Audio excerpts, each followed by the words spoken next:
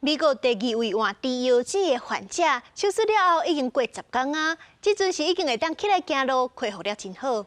这就代表讲，甲动物的器官活互咱人用，又搁行出一大步。走向去，大伙按卡慢慢向前，踏出这几步，对54岁美国重症病患皮萨诺来讲，敢若亲像面梦同款。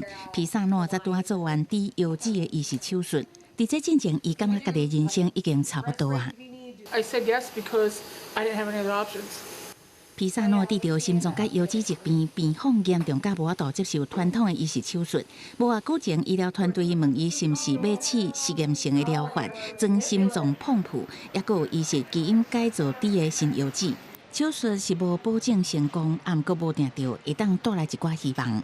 So I just took a chance, and worst case scenario, if it didn't work for me, it might have worked for someone else, and it could have helped the next person or the next person. It's like being in a maze and you can't find a way out.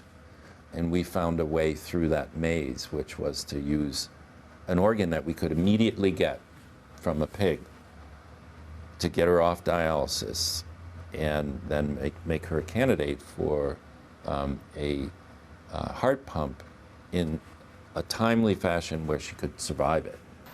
顶个月，皮萨诺完成手术，是全美国第2个接受低腰子移植的患者。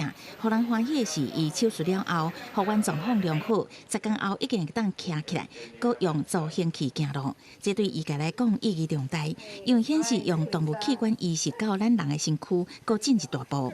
若是有新的人生的皮萨诺出院了后，上想要做的就是好好陪伴厝内亲爱的家人。I want to spend time with my grandkids, do stuff with them, run around with a dog. 公司新闻，齐婉玲编译。